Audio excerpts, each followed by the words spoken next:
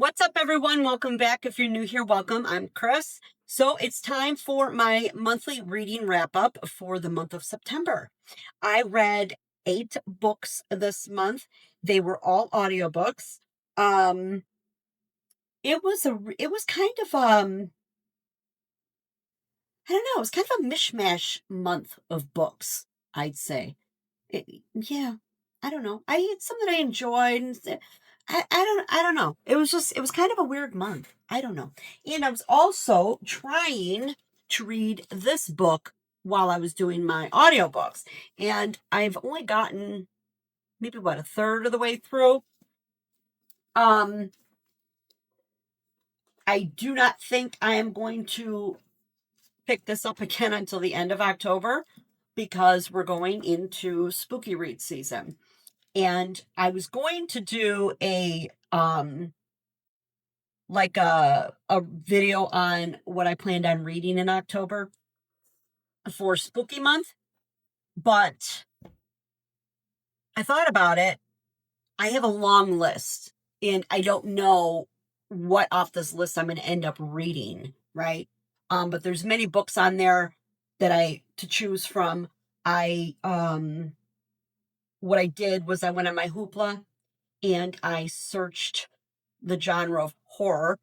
Um, and I've got a lot of few of Darcy Coates on my list. I got some witch books on my list. Um, who else? Did I write them down? I didn't write down the books themselves, just the authors real quickly. But I do have some Darcy Coates, and she's got Stephanie from Steph Loves Steph Loves Life turned me on to her. She's just a spooky writer. She's more of like a cozy, ghosty, spooky writer. And if I'm going to do like that type of thing, that's what I need. I can do witch books. I don't mind witch books. So I do have some witchy books. I found a few videos on YouTube where people went over their favorite horror spooky books, and I kind of listened to what those books were about and jotted some of those down, threw them in my wish list. I do have a couple Stephen King books that I want, not that I'm going to read both, but I'm waiting to see if I get them through Libby. I mean, I have some credits in my Audible. If I have to, I'll just buy one. Misery was one of them, but oh, look, I gave it away. You'll see it in this video. Anyway, it came in early. So I read it because I couldn't wait. Because I've been waiting a long time. Gosh, some of these books, I got one book, it's like 32-week wait. I'm like, oh my gosh. But I'm not a Stephen King book. It's a book that I put on the list. Couple books I put on in the beginning of summer. And I'm still waiting for them. I'm like, better be good. Anyway, that's gonna be old news by the time I get them. So yeah, I started this book, but now we're going into spooky season and I probably won't pick this up. I think I'm going to just, set it aside. I am enjoying it. I can talk a little bit about it. It's a people book. Right now it's a people book. I like the way this character this author's writing. He's like devoting a section to this character. He's building his character. Then he's building the character attached to that character. And then it branches out to another character. And I kind of like how, and at some point, these characters are all going to mesh together. But I like how he's building them all individually and then attaching them to each other. Yeah. Good book. It is written during right around the end of World War II. However, it's not a war book at all. It is and it isn't. It's about the people. But what I find weird is I'm reading it. I know it's like 1942, 43, but I almost feel like these characters are like 1950s. It's weird. I can't seem to detach my brain from that. But anyway, so that's Buckeye by Patrick Ryan. I don't know if anybody's read this one yet. This just came out, is it September 2nd, I think? But anyway, so I'm going to table that one for probably in November. I will get busy on it and finish it up, unless I have some able to squirrel away an hour here, an hour there throughout the month of October to actually read it, because the books I picked for October are all audiobooks. Okay. Anyway, again, 8 books. And so I did have, I don't know if I had 1 5-star read or 2. I cannot remember. Might have had 2. I'm not sure. But anyway, let's go ahead and get started and check out what I read for the month of September.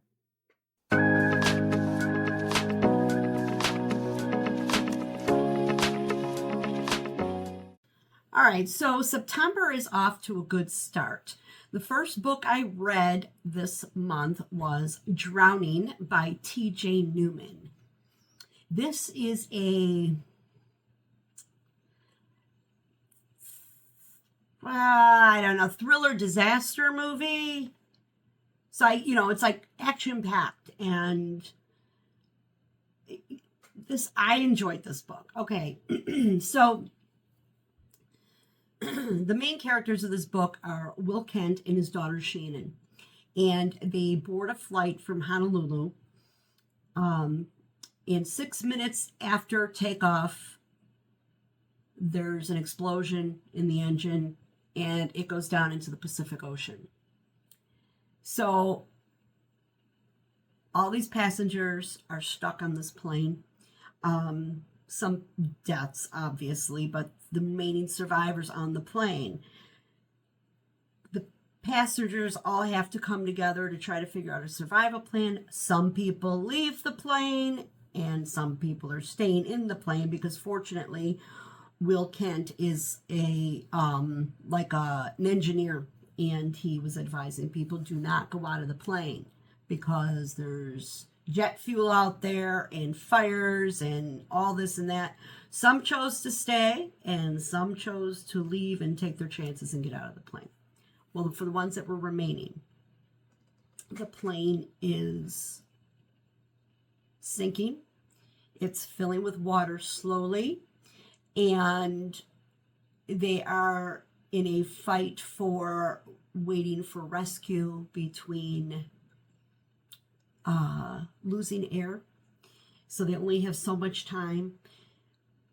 You guys, this is like a movie, okay? All the while I was listening to this book, I'm like, this would be an awesome movie, like tense, and just, the whole story is taking place inside this plane. There's other things happening outside, obviously, with the rescue, but yeah, I like this one. So if you like that type of, tense, I keep calling it action. I don't know what the word is for this. It's not really action. It's just like fast-paced drama. And it was a fast-paced book, too. It didn't drag. The book starts out right from the get-go. And there is some emotional elements involved, too. Some backstories on some of the survivors, the remaining people in the plane. So it's not just about the fight to survive and what's going on in the plane, but you do get some emotional backstory of the people that are left on this plane. Yeah, it was fast-paced. You got the sense of, claustrophobia, and yeah, I enjoyed it. I really did. And TJ Newman was a flight attendant, so she uses a lot of her knowledge of airlines and crash survival and all that stuff. She uses her knowledge and puts that into the book as well.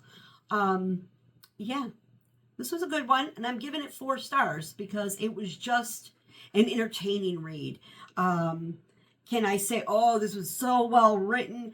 I don't know. Yeah, it was good. It was written. I guess it was written well. I enjoyed it. It was, like I said, it was very tense and action packed, and all these things going wrong, and yeah, so keeps you on the edge of your seat. I really enjoyed the book, and that is Drowning by T.J. Newman, and I believe she's got a couple other flight disaster books out. I think the other one is called Falling, and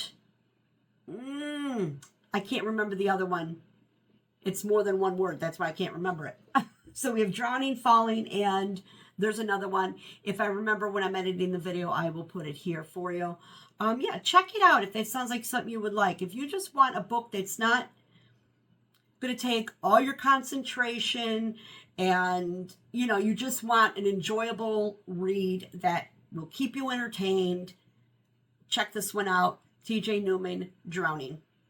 All right, so let's see what I'm read next.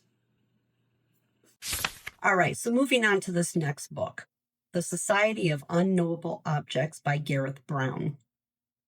Now, Gareth Brown is the author of The Book of Doors, and I thoroughly enjoyed that book, and I thought, okay, I'm going to pick up his next book.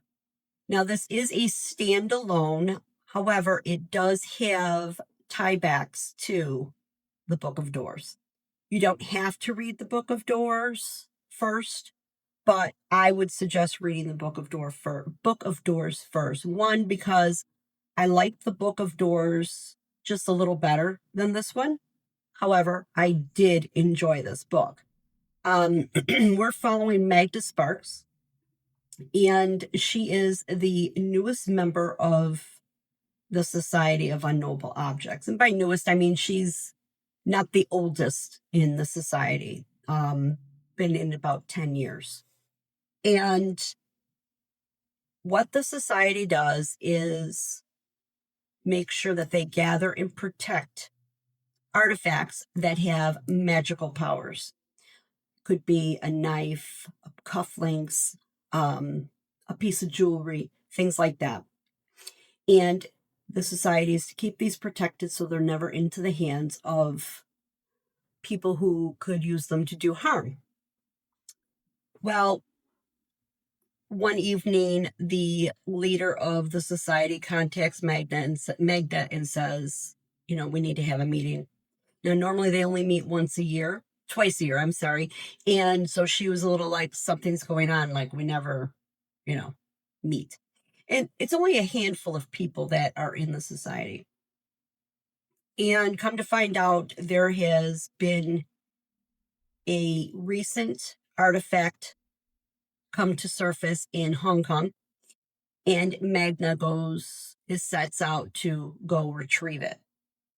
Well, when she gets to Hong Kong, things get crazy and she almost gets killed. So now danger has been uncovered now.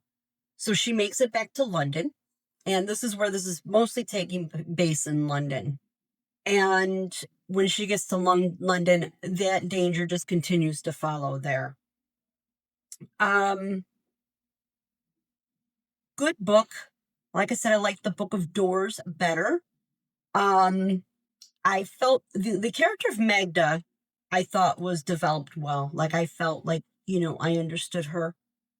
And got a good sense of feel on that character, but I feel like the secondary characters in the book were lacking some character development. I felt I was longing for a little more, not background per se on them, just a little bit more on them, because they were still a big part of the book. It wasn't just Magda. And the pace was good. It was not quite fast paced. The pace went back and forth. So you had sections of the book that were going really fast, and then it would slow down, and then it would go fast. And that kind of gave me kind of like, I don't want to say anxiety, but I was just like, ugh. And it would like stop. And I'm like, and it slowed back down again. So I found that to be a little bit annoying. But overall, it was good. Um, Lots of secrets were revealed, and yeah, I'm just trying. In my mind, I'm trying to just think back on the story itself. Yeah, it was overall a good book. I still am only going to give it 3.5 stars based on, because I know what the Book of Doors was, how I felt about that in reading it compared to this one. Um,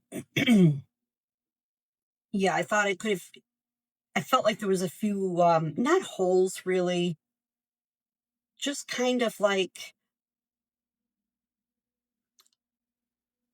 I wanted a little more information on certain things in the book, right? Um, and I felt they were just kind of like left open, like, about the objects themselves. And as I'm watching this back, listening to this, I feel like there might be a book coming after this. Thinking about how the book ended, the unanswered things in this book, I'm kind of getting the feeling there might possibly be a third book coming. And I hope so, because I know how the book ended, and I think a third book would be really, really good addition to this series. Open, like, about the objects themselves. And um I would have liked a little more magic in the book. Um this is a magical realism book, but it's, I guess, a little fantasy, except it's set in this world, not another, a fantastical world. Um, yeah, overall, decent read. I enjoyed it, but like I said, it is a standalone book. However, if you read the Book of Doors first, I would read the Book of Doors first. That's just me. Because this does have tie-ins. And yeah. So overall, good book, 3.5 stars, Gareth Brown, The Society of Unknowable Objects. Okay, so this next one is a little bit out of what I normally read. Well, I do tend to read these types of books from time to time, just to throw in something just to break up like a palate cleanser. And this book is Remarkably Bright Creatures by Shelby Van Pelt. Very cute story. It is a contemporary novel. We're following Tova Sullivan. She's a woman in her mid 70s, a widow, and she works at an aquarium. And her life has, been filled with grief. She lost her son some decades earlier, as well as her husband more recently within the past few years. And she develops a friendship with an octopus, a Pacific, what do they call them? Pacific giant octopus, I think they're called. Anyway, and his name is Marcellus. So the book is narrated partly by Marcellus as well as Tova herself. But I got to tell you, if I were to read this book, it might not have been as good. The character of Marcellus, the octopus, funny. I mean, he's just so he's very, oh, what's the word, uppity, and it's in his voice. I love that octopus. If you're gonna check this book out, I would do it on Audible or an audiobook, because funny. In fact, you can get it for free on Hoopla. So anyway, we're following the story of Tova, but we're also following another story kind of side by side with it, of Cameron, who lives further away, and he's kind of a lost soul. He's like 30 years old, and he's going nowhere. He can't even hold a job. And he ends up making his way up the coast to the Seattle area where Tova is. And their lives kind of converge. And it's a story of love and loss, grief, but friendship. And yeah, it's nice. It's a nice story of how grief was written in, because it wasn't like just, the resilience of Tova for her loss, how she bounced back, and this bond between her and the octopus. I mean, it was really sweet and cute. If you're looking for a very light read, heartwarming, funny, it was very funny. Even not only was the octopus funny, like, he was like a curmudgeon. And you got the characters themselves in the book, like Tova and her friends, the nitwits, um, the the storekeeper from Scotland. I can't. Oh, what's his name? I forgot his name already. Just, it was very witty. Just, it was an enjoyable book. All the characters, you love them all. Yeah, this one it was good, but I'm gonna only giving it 4 stars. There was no big real twist here. You can kind of see what's going to happen before it even happens. You could kind of even guess the end of the book. But even though you can do that, it was still a good story. It was well written. The prose was very nice, and I liked the wit and the humor that was blended in this book, because it made it quite an enjoyable read and a very fast read. Even though I'd say it's a medium paced book, it was just a book that was just a quick to go through. And it was a nice palate cleanser from the normal thrillers that I'm usually reading. So that is Remarkably Bright Creatures by Shelby Van Pelt. I'm giving it 4 stars. Let me know if you've read it and what you thought about it, or if you think this is something that you might pick up. All right, so let's chat about this next book. It is Alice Feeney, I Know Who You Are. Now, this is the last book. I've now have read all of her books, and anxiously awaiting her upcoming book, which is going to be released, I believe, in January of 26. I forgot the name, what the new book is. Are you surprised? Yeah. So this one, out of all the books I've read, because I've loved each and every one of them, this one's my least favorite. And I believe this was her second book. I'm looking here because I have the books. I think Sometimes I Lie was her first book. I think this was her second. Okay, so this is a psychological thriller, and we're following Amy Sinclair. She is an actress, and we're following her past and her present. So she has a somewhat of a tortured past. But in the present, it starts out, she and her husband Ben had a fight. And the next day, Ben is missing. And she reports it to the police. And now they are feeling that Amy knows more than she's letting on, and may be responsible for Ben's disappearance. They know about the fight. And through this, we are going back to her past and her childhood, which was not good at all. Yeah, this was quite dark, in my opinion. She was kind of a little bit mentally abused, and it wasn't by her real parents, because she actually ran away and was abducted. So there's that story there on her upbringing, which was, like I said, a little tortured. Um, and then carries, this kind of shapes and molds her and carries through with her. Now, yeah, I don't know how much more I want to say about this. Ben is missing, and now it's turning into a murder investigation because all Ben's things are there, and everything's pointing to Amy. I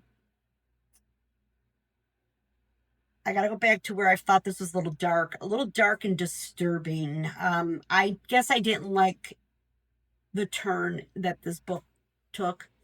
Um, yeah, it was a little off-putting.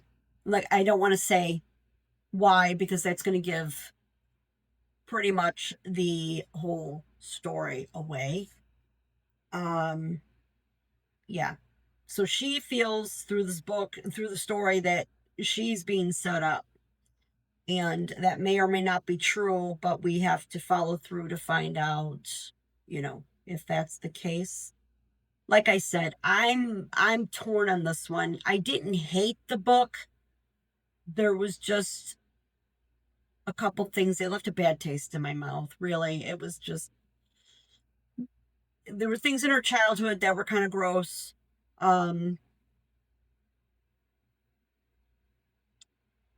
But the latter part left a very bad taste in my mouth. I thought, oh, that's gross. So, yeah, I'm gonna leave it there.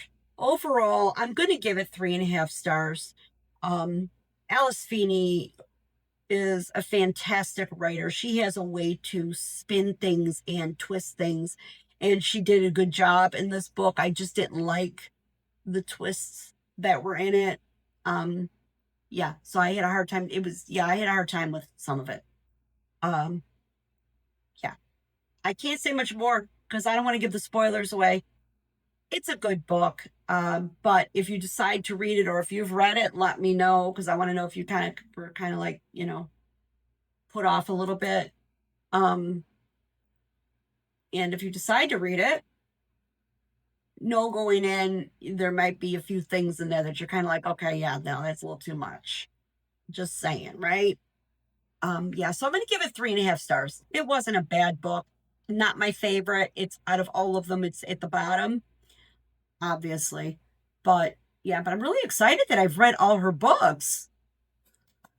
Go me!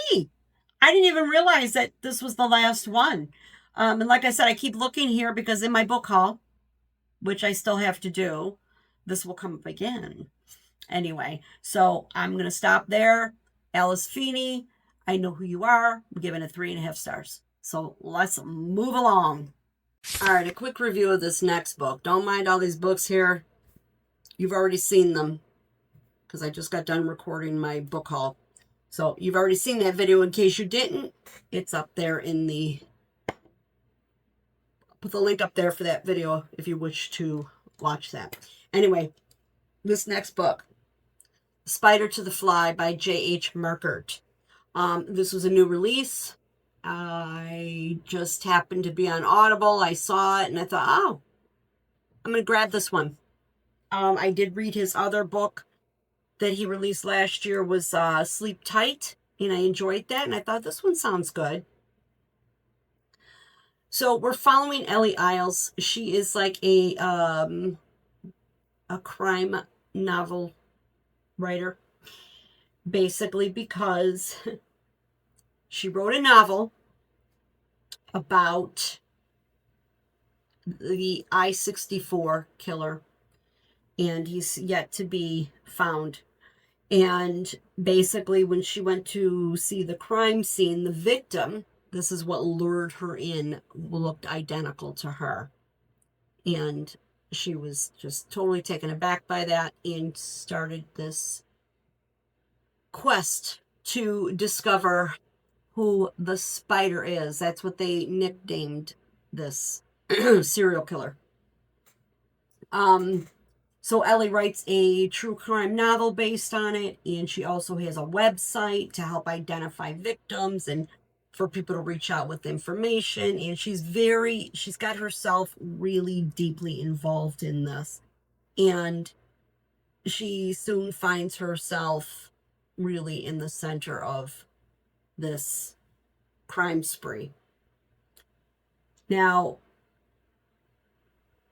I had a hard time with this book.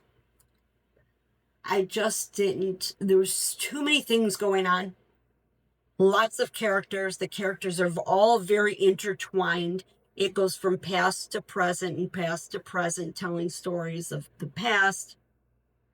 And there's a lot of characters here, and it just, at times they kind of crossed the lines got blurred, and it was difficult to follow. There was just a lot going on. It made my head like hurt. I had a tough time with this one. It had potential because there were so many pieces to the story from the past and orphanages and experiments. There was a lot. There was a lot going on. But I think this book could have been really good if it was just kind of flowed a little better. It didn't flow for me, and a lot of it was really unbelievable. I was like, yeah, there was a lot of unbelievable things. There was too much of like, oh, well, that's a coincidence. Oh, well, this is a coincidence. It was too much of that. You know what I mean? Yeah, this book just, yeah, it didn't work for me. I used one of my credits to buy it. I may have DNF'd it if I didn't, but because I used a credit, I thought, you know what, I'm going to read this one because, you know, but I struggled to hang on. I did.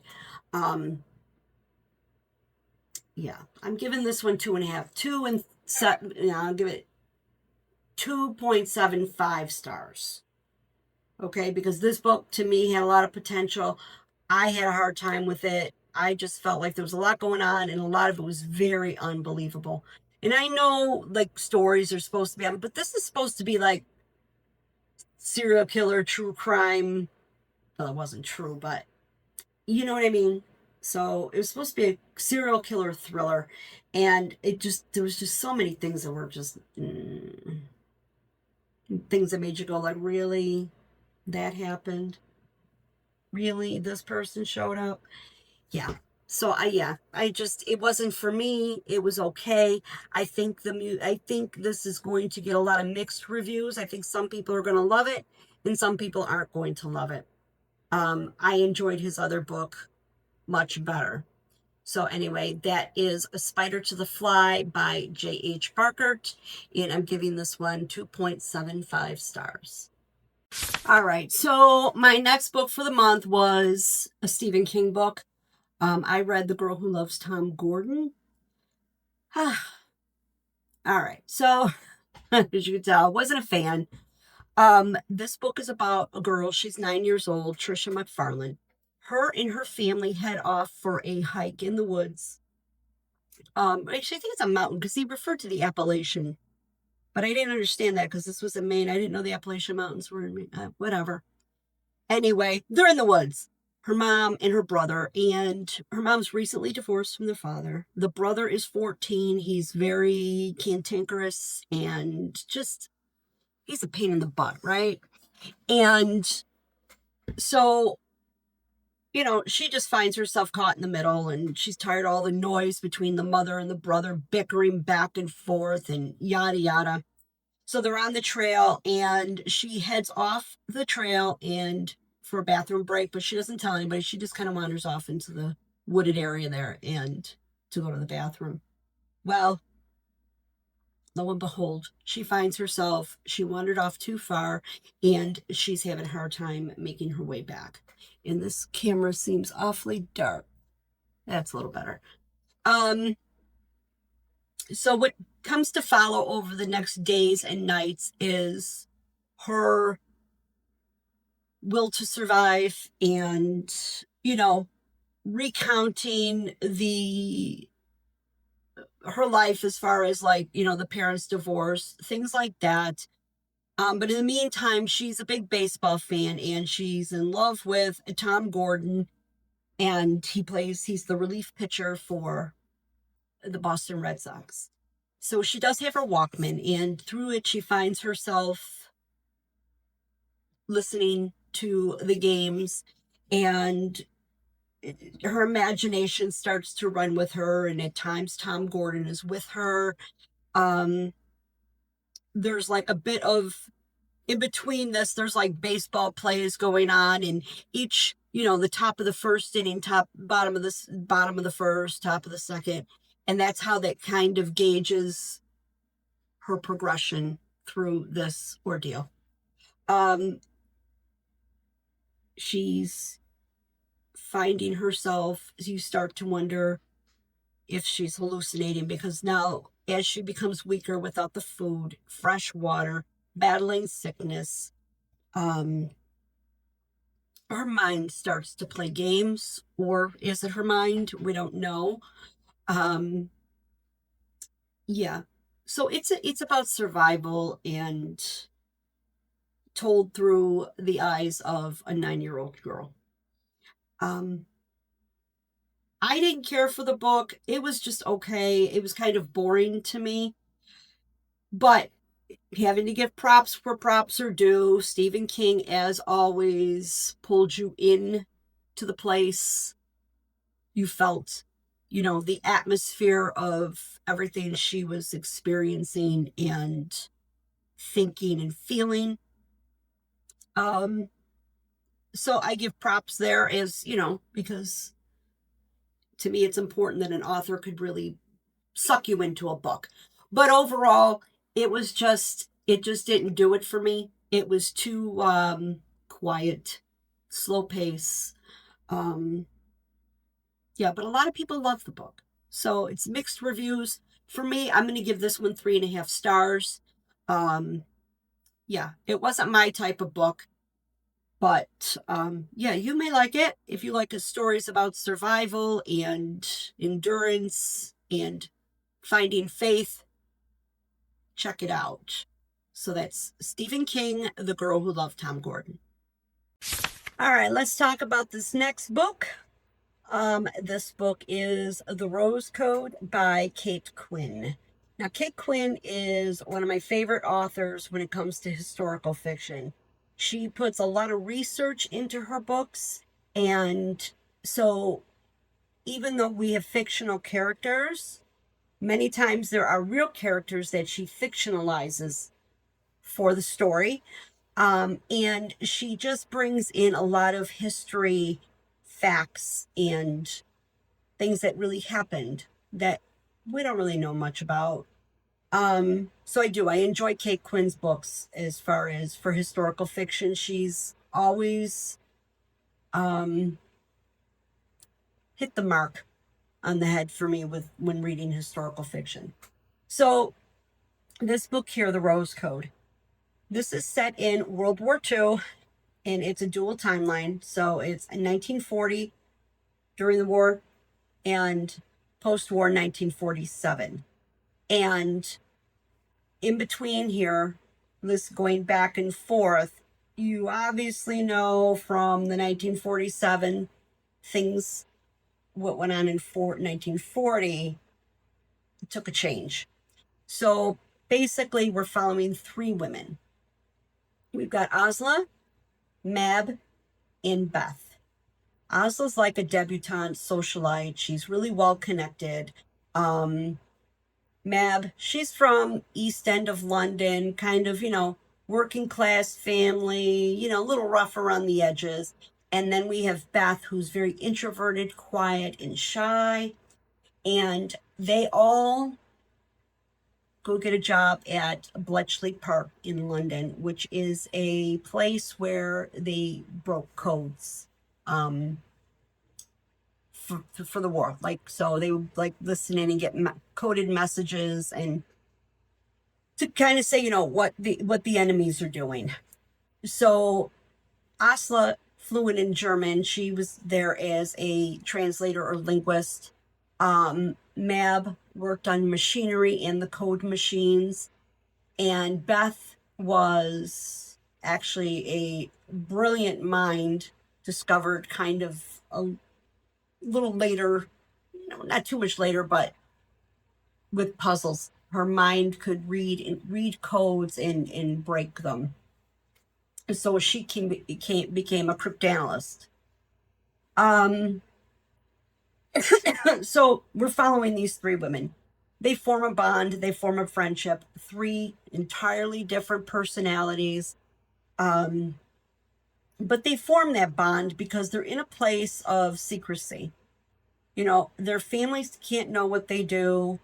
Um, yeah, everything's a secret. It's kind of like the CIA, right? Think of it that way.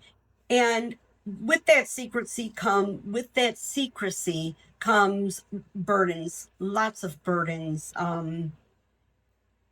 family strife, friendship, lovers, you know, because there's things that they cannot tell and they can't say anything because they take an oath when they took the job. But then we jump forward to 1947 and we find out that the three of them are no longer friends. Then we go back to 1940 and we're building on this friendship and the characters. We're building each character, their persona, their, you know, how they are. The whole character building is there and the friendship building. And then we go back to 1947 and we go a little further into 1947 and things are happening here. Now, the book is, at first, I had a difficult time getting into it. I found it to be a little bit slow. It was a very slow build. I don't want to call it a slow burn. Well, slow burn up to probably the halfway to a little over halfway point before things started to really roll.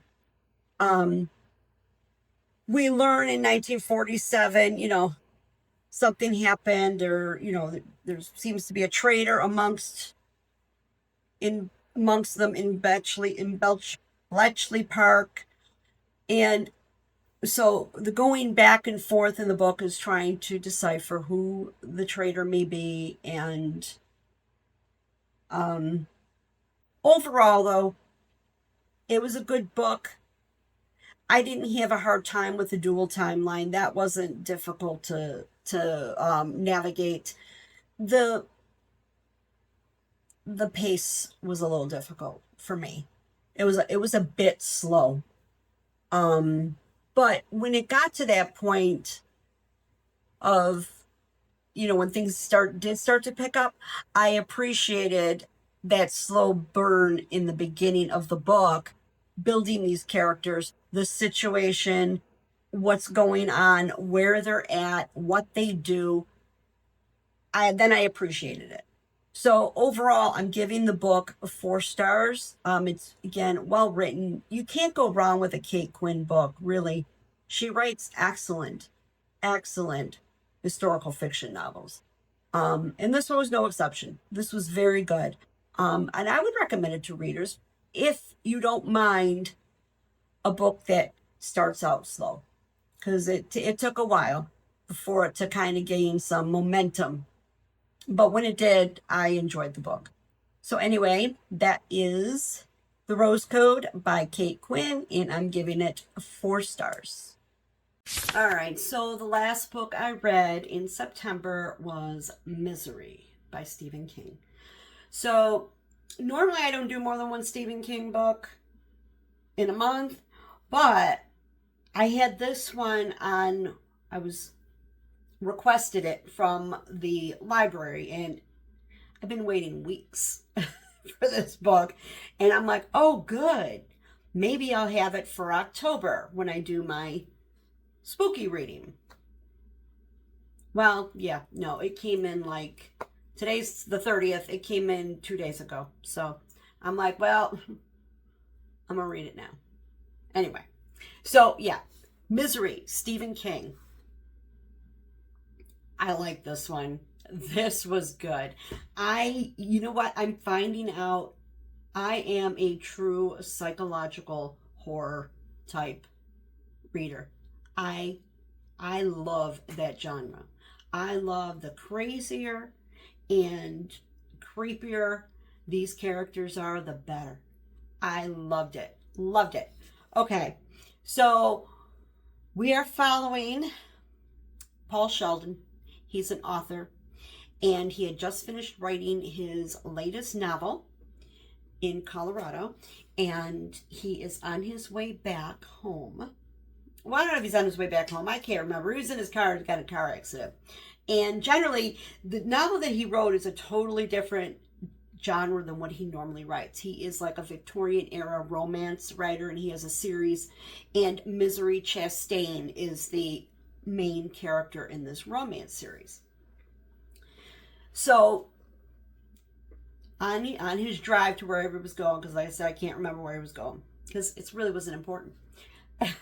Anyway, he gets in a car accident, and Annie Wilkes saves him. Now, Annie Wilkes was once at one time a nurse, and now she's like a recluse, and she lives in like a remote farmhouse way in the mountains, and yeah, secluded. And she rescues Paul. And she just happens to be Paul's #1 fan. And, you know, the story starts out, she's taking care of him, and, you know, and then she reads because he had his manuscript from the latest novel, and she wasn't happy with it. And she also wasn't happy with the way he ended the Misery Chastain series. So this is where we find out Annie's nuts. She's crazy. Oh my God. So what comes to follow, there is a sequence of, oh my God, crazy events. The things that she does to him are like brutal and horrifying. And you get this kind of like inside Paul's head, you know, the mental torture he's going through, being isolated in this room, and he's confined and he can't leave because she has made it so that he cannot leave. And you don't know what kind of mood Annie's going to greet Paul in next, and neither does Paul. And it becomes kind of like a cat and mouse thing, because now he has to try to muster up his strength mentally to try to outwit her. And it's just intense. It's crazy. And I loved it. I loved every second of this book. Well, I'm going to say every second, okay? To me, in the beginning, I'd say the first, it wasn't very long. I guess like the first hour of the book, I was kind of like, I wasn't bored, but it was a little slow. It was like hour and a half maybe. I was like, oh, hope this picks up the pace a little bit. And it did. However, it is not a fast-paced book, but it's not a slow burn. It goes between scenes that are very intense and fast, and, you know, where you get really like, and then that scene in that book will end, and it just gives you a minute. It gives you a little time to recoup from what just happened in a particular scene, and regroup as Paul regroups in his thoughts, and it brings you down a little slower pace, and then it'll build up, and then it starts again, and then it brings you back down. So I enjoyed the pacing of the book. It was because it wasn't a constant. So, you know, sometimes you read a book and it's just so fast that you're almost like tired. Like, not tired, you're exhausted. Oh, you just took you on a wild ride. This like takes you on little wild rides, and then it slows you down a little bit, and then it picks up again, and then it slows down a little bit. So it was nice. I enjoyed that. So overall, I mean, I'm not going to tell you, I mean, come on, most of probably anybody watching this has either read Misery or you saw the movie, right? However, now mind you, I haven't seen that movie in, I don't know, when did that movie release? I don't even know. Was it in the late 80s or was it the early 90s? I don't really even remember. whenever that movie came out is when I saw it. So it's been a long time. And there's only one scene in the movie that I really remember. And that scene was actually changed in the book. The book is a little more intense and crazy than it was in the actual film. In fact, if I have time, I'm going to watch the movie tonight because I want to refresh. I wasn't ready for it to end. And yeah, I wanted more. I wanted more Annie. Annie Wilkes. Did I say what her name was? Yeah. But she was fantastic. What a character. And because I know Kathy Bates plays Annie Wilkes, in my mind, as the story's going on, I picture her. And she did a phenomenal job in that movie. But I know we're not talking about the movie, we're talking about the book. Book was fantastic. 5 stars. It's a 5-star read for me. It's probably, let me think what I read this month. It's probably going to be my favorite book of the month. But I don't know. I got to sit back and review what I've actually read this month. And yeah. So let me know who's read Misery out there and what did you think of it. Anyway, I'm going to wrap that up for the month of September. We're going into spooky season. So hang on to your hats, everybody. Well, not you. I mean, if you're going to do the spooky reading, right?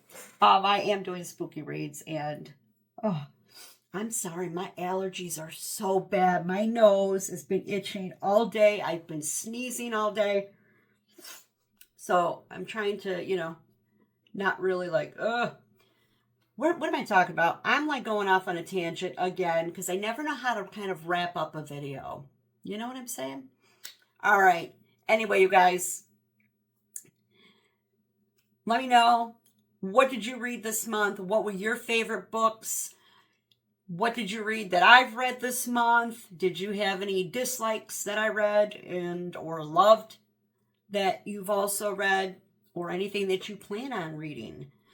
So anyway, thank you for watching. I appreciate you, and I appreciate the time you take out of your day, your lives, your busy schedule, and you watch a video I've uploaded. Means the world to me. Please comment, like, and subscribe. It helps my channel grow. And you all have a great day, great night, great week, weekend, whenever you happen to be watching. And we'll chat again real soon. Bye.